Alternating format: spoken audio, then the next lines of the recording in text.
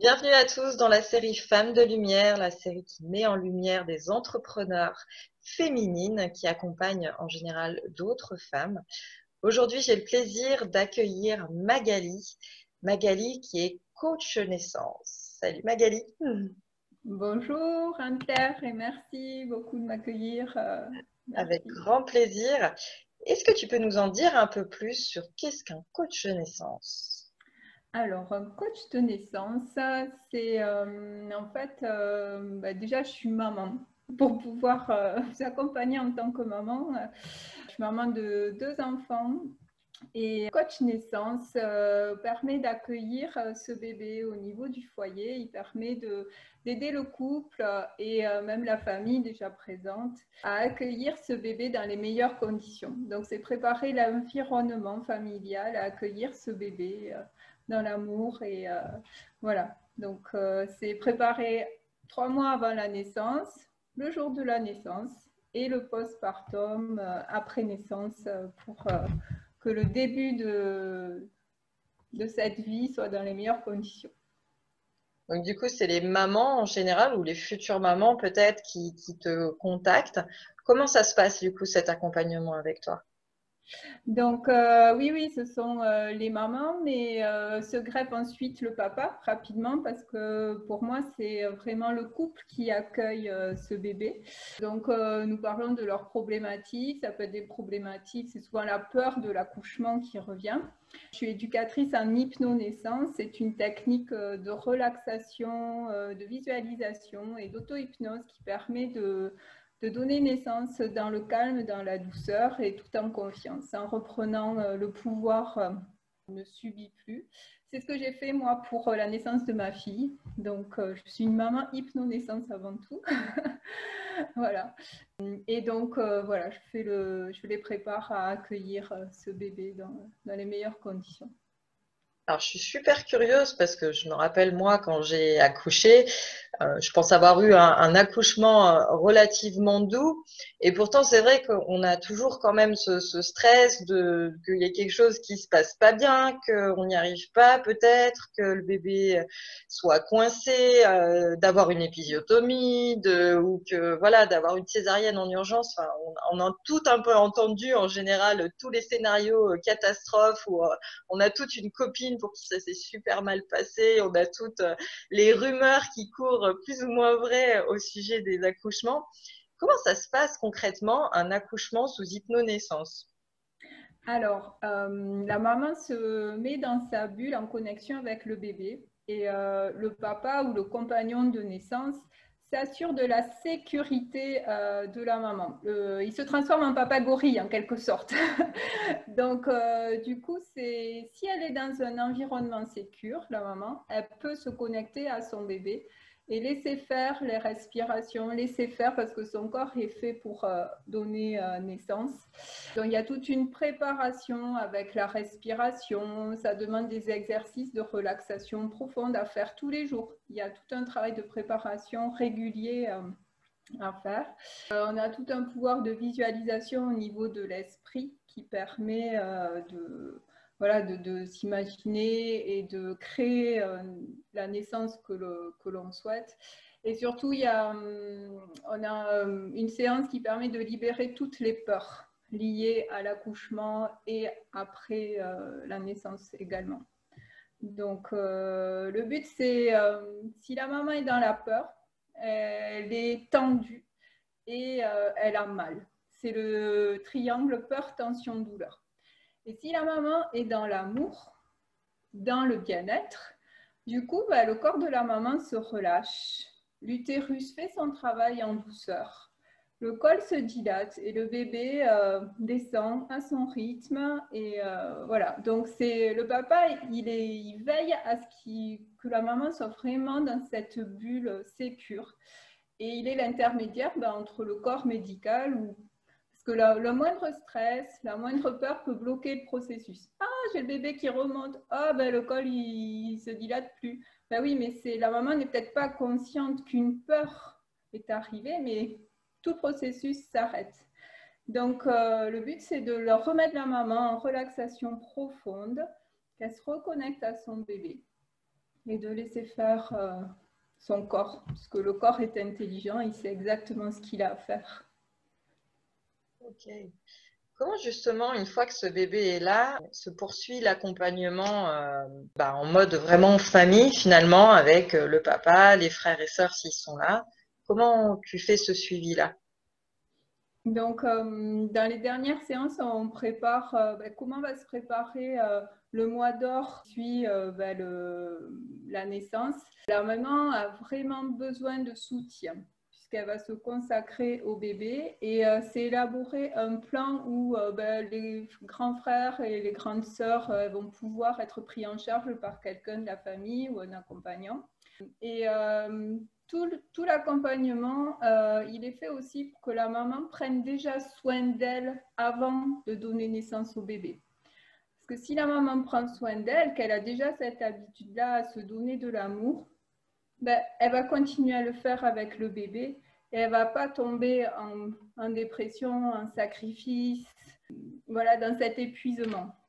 Donc, c'est tout ce travail de reconnexion à soi, de prendre soin qui est important de mettre en place au début pour que ça soit un continuum par la suite.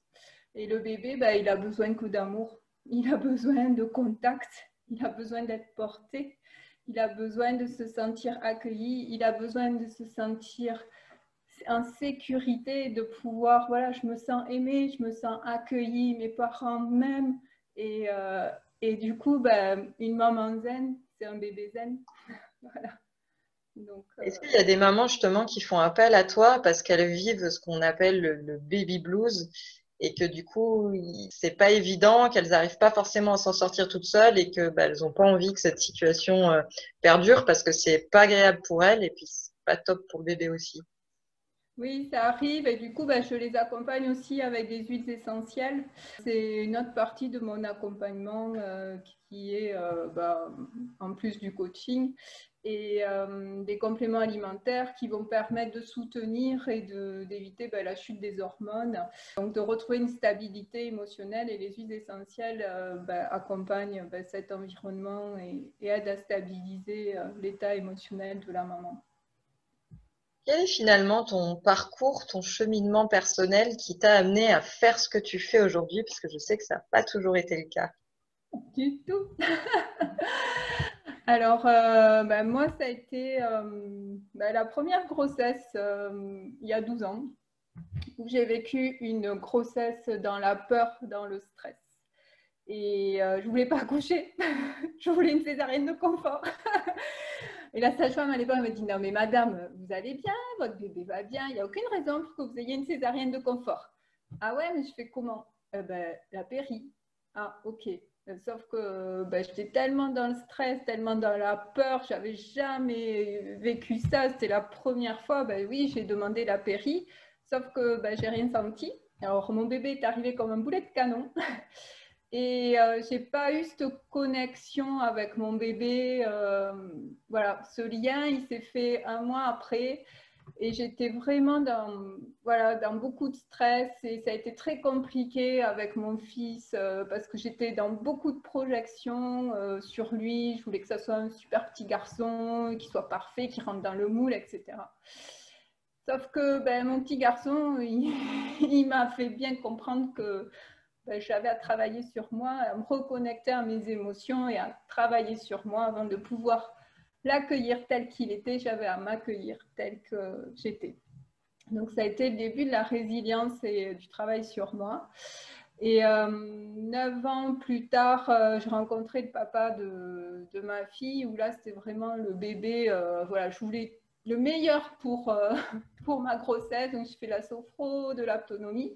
Et je voulais accoucher dans l'eau à tout prix. Je ne voulais pas de péridurale parce que je n'avais rien senti, que j'étais frustrée par rapport à tout ça. Et j'ai découvert l'hypnonaissance. Donc, on a fait l'accompagnement avec l'hypnonaissance et ma fille est née dans l'eau, comme je le désirais. Et petit à petit, à son rythme, voilà, elle est née 5 jours après le terme, mais je savais que c'était elle qui avait choisi de venir, qu'il fallait lui faire confiance aussi. Et j'ai compris que donner naissance, c'est, on le fait à deux, le bébé, mais on est à trois en fait. Parce que c'est le bébé, le papa et la maman. C'est un trio de choc. Donc du coup, l'hypnonaissance, ça m'a complètement transformée et je me suis dit, mais ça, il faudrait que ce soit toutes les mamans qui aient accès à ce genre de préparation parce que voilà, on retrouve notre pouvoir, on retrouve confiance en nous, on retrouve notre pouvoir dans notre corps. Et de pouvoir de donner naissance dans l'amour, c'est les meilleures conditions que l'on peut offrir à notre bébé pour débuter dans ce monde.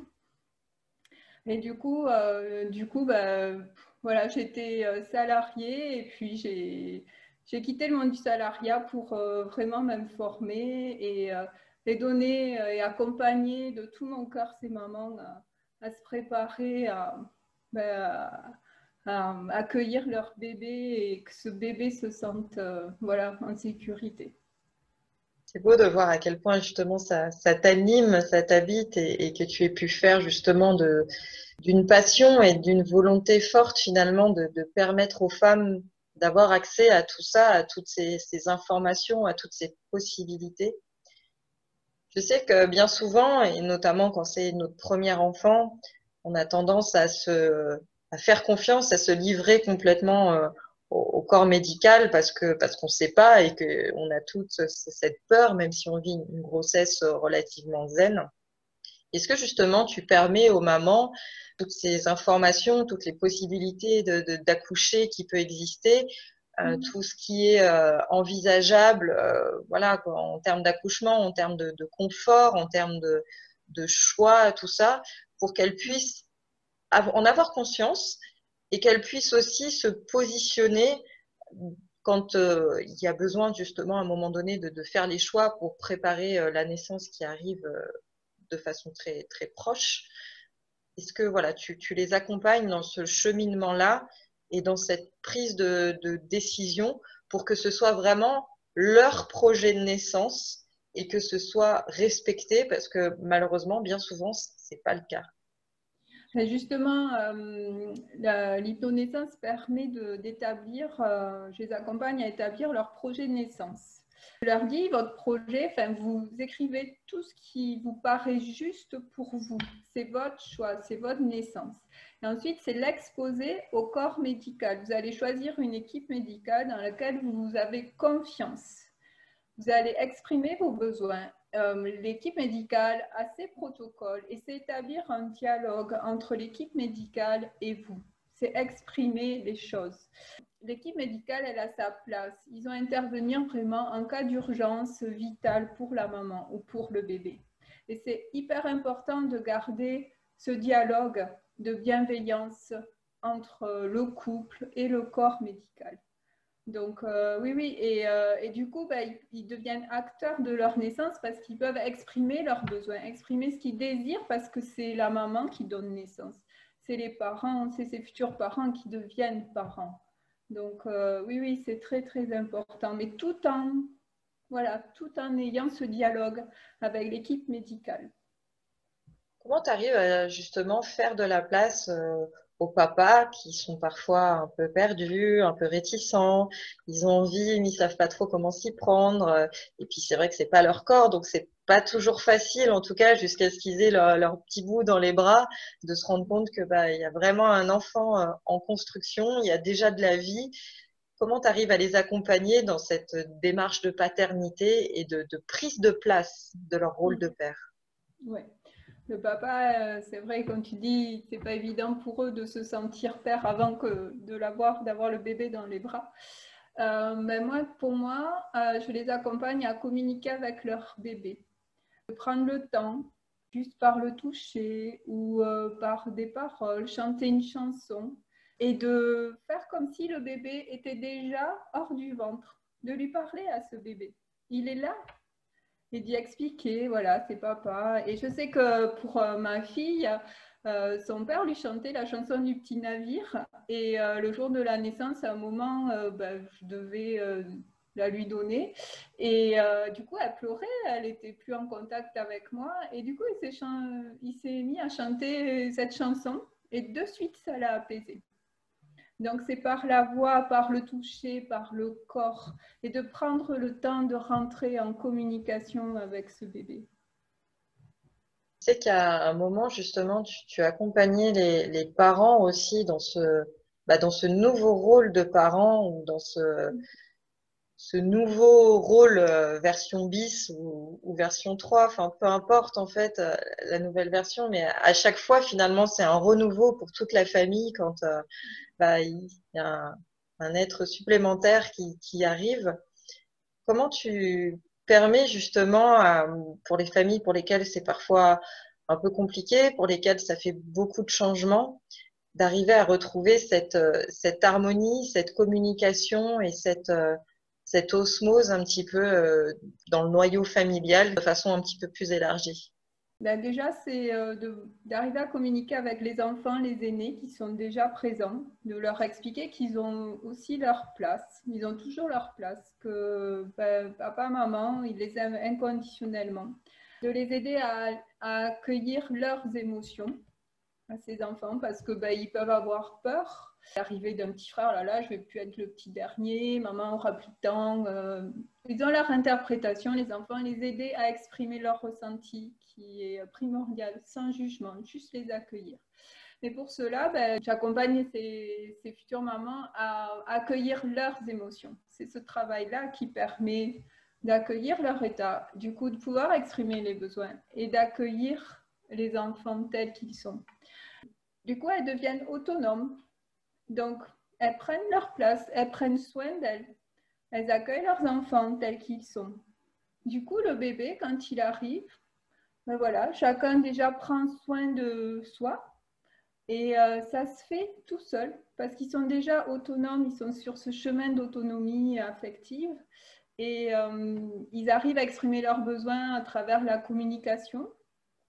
Ils acceptent sans jugement, voilà, ce qui est. Ils arrivent à exprimer quand ça ne va pas non plus, parce qu'on a le droit de ne pas aller bien, mais de ne pas être submergé par les émotions et de réagir et de ne pas avoir le contrôle de nos réactions.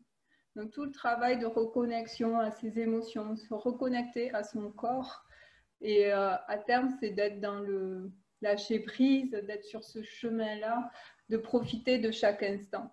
Mais la priorité, c'est d'arriver à prendre soin de soi d'abord, parce que si on est bien avec soi, on est bien avec ses enfants, on est bien avec son mari.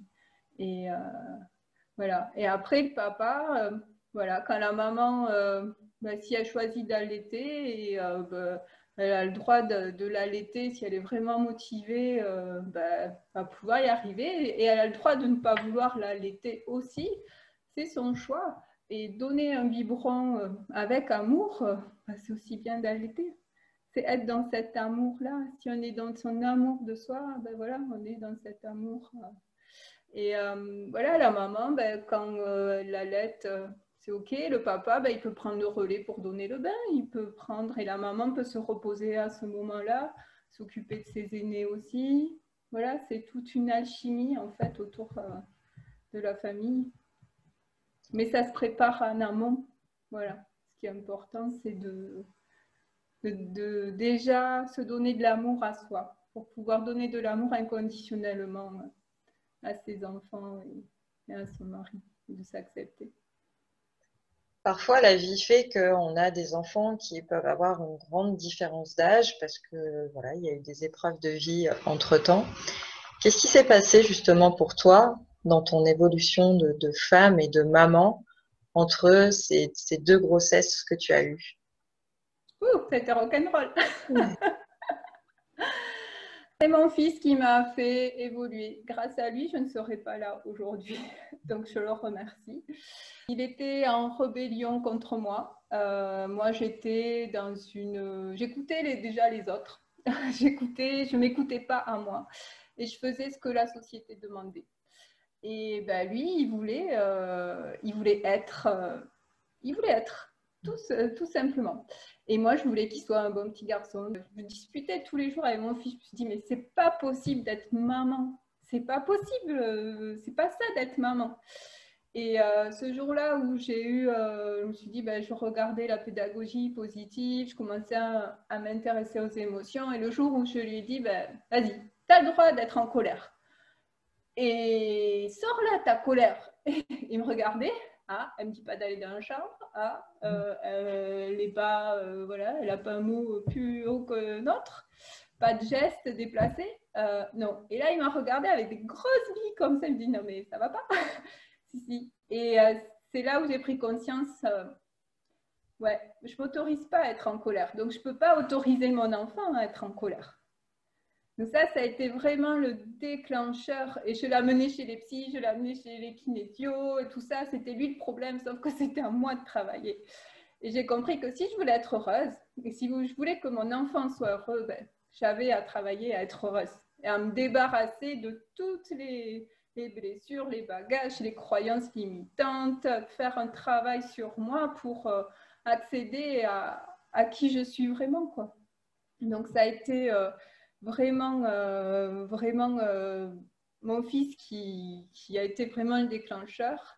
Et ensuite, la vie a fait que voilà, le papa, on s'était séparés quand il avait 2 ans et demi. Et quand j'ai rencontré 9 ans après le père de ma fille, c'était pas du tout, j'avais évolué, j'avais déjà travaillé sur moi et je savais ce que je voulais.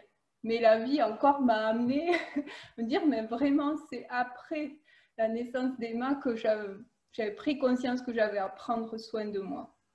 Ça a été vraiment, j'avais amorcé le début de mon nettoyage, voilà, de déposer le bagage avec mon fils. Ça a été vraiment après la naissance de ma fille où avec papa ça a été compliqué et où j'avais à me sauver moi et à m'occuper de moi pour être être bien avec mes enfants. Voilà. Et à devenir autonome affectivement aussi. Donc, et à plus attendre que le père de ma fille fasse quelque chose pour moi. Voilà, j'attends plein de choses de l'extérieur. J'avais à me donner de l'amour pour pouvoir le donner inconditionnellement. En fait, c'est ça. C'est vrai que c'est pas évident hein, quand on vient d'accoucher, qu'on a les hormones en ébullition, que c'est un passage voilà qui peut ne pas être forcément toujours confortable, de se dire que bah non, c'est pas aux autres effectivement, au papa ou je sais pas à la famille, en tout cas à ceux qui peuvent être présents autour, de forcément être toujours aux petits soins, être toujours dans cette attente-là mais de se dire que bah, ça dépend de nous aussi et que il y a personne finalement qui peut vraiment prendre soin de nous au sens où nous on l'attend, au sens où on en aurait vraiment besoin et que voilà, c'est peut-être une histoire de d'organisation, de communication, de tout un tas de paramètres qui rentrent en ligne de compte, mais d'arriver à s'autoriser ça, à prendre des moments vraiment pour soi, surtout qu'au début ils dorment normalement assez régulièrement, ce qui permet vraiment de prendre ce temps-là pour soi et ne pas être dans le complexe justement de la maman parfaite, de la femme parfaite qui doit assurer pour tout le monde, tout le temps, et de se dire mais j'ai aussi droit en fait d'avoir ce moment-là pour moi.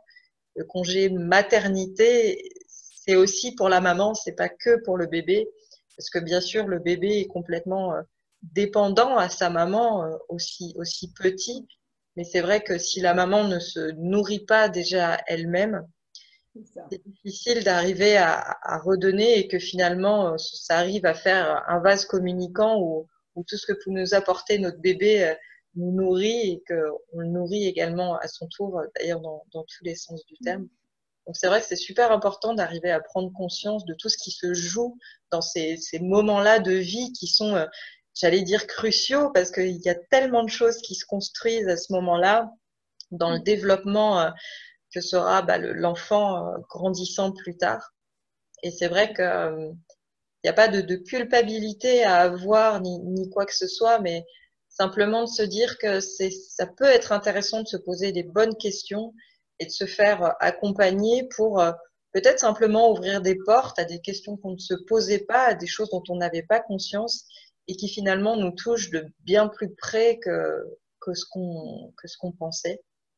Qu'est-ce que tu aimerais justement dire à ces mamans ou à ces futures mamans qui voilà, sont un peu dans la conception de la grossesse qui peut parfois être compliquée, qui peuvent se dire ah bah, de toute façon, il y a tous les petits bobos de grossesse comme si c'était un passage obligé, alors que bah non, pas forcément, que si on s'approprie vraiment sa grossesse et le projet de naissance qui nous tient à cœur, les choses peuvent se passer de façon totalement différente et en tout cas bien plus en accord avec ses valeurs et ses aspirations profondes. Je leur dis à ces mamans et ces futures mamans, donnez-vous de l'amour, prenez soin de vous, car si vous prenez soin de vous, vous pourrez prendre soin des autres de manière inconditionnelle. Mais vous êtes la priorité. Votre bébé, il ressent tout, il ressent votre état émotionnel. Et vous avez le droit d'être triste, vous avez le droit d'être dans la joie. Et les émotions font partie de la vie, on est des êtres humains. Et c'est de pouvoir les accueillir. Et de se donner, d'oser demander de l'aide quand ça ne va pas. Et de se dire, bah ouais, qu'est-ce que je veux? Qu'est-ce que je veux donner? Qu'est-ce que je veux me donner? Et du coup, je me le donne aussi à mon enfant que je porte.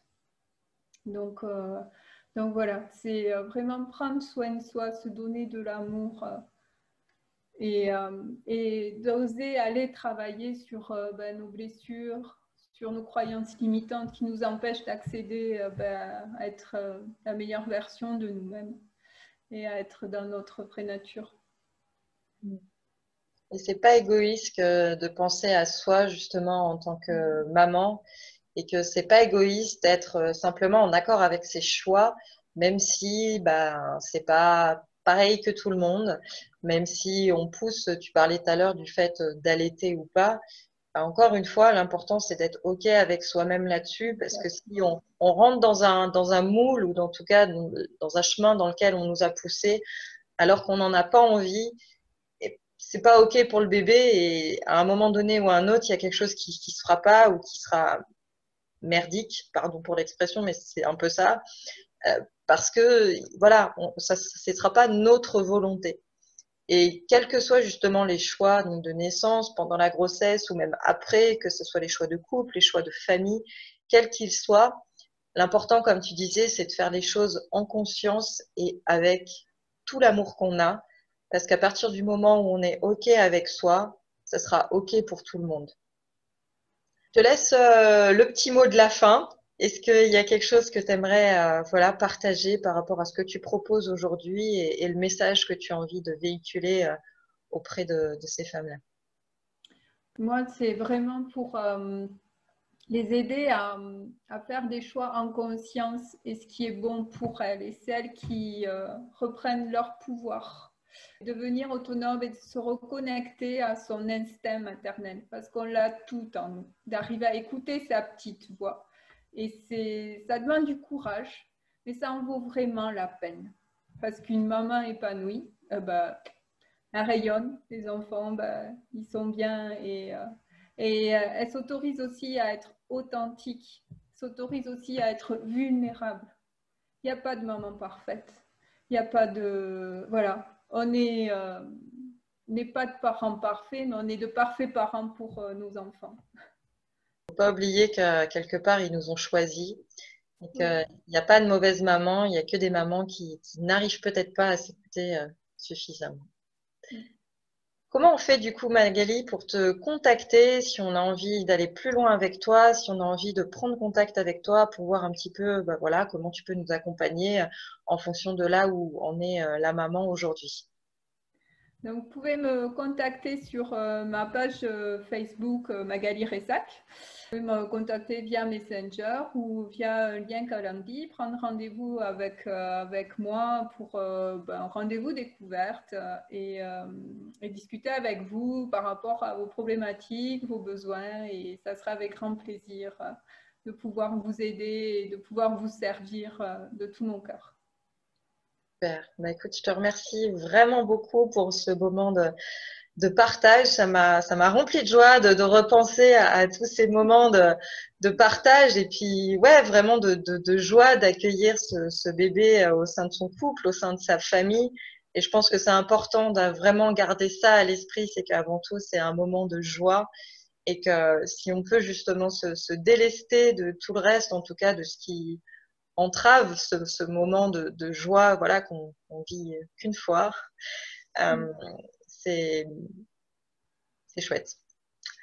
Voilà. Merci, Donc, Anne-Claire. merci beaucoup d'avoir accepté mon invitation. J'espère vraiment que ça inspirera les mamans, les futures mamans de donner de l'importance à ce projet de naissance, à se donner davantage d'importance à soi. Et ça marche aussi pour plus tard, en fait. Ça marche aussi pour quand ils sont grands. C'est pas quelque chose qu'on fait à un moment donné, puis qu'on oublie plus tard, au contraire, parce qu'on dit souvent petits enfants, petits soucis, grands enfants, grands soucis. Et ben les parents, c'est pareil. Il faut arriver à accompagner ce mouvement-là au fur et à mesure qu'ils grandissent. Et c'est super important de jamais se lâcher la main et de toujours s'apporter déjà beaucoup d'amour à soi pour pouvoir les accompagner dans leur propre cheminement tels qu'ils sont, avec les choix qu'ils font et qui ne sont pas toujours en accord avec les nôtres, ou en tout cas ce qu'on aurait voulu pour eux.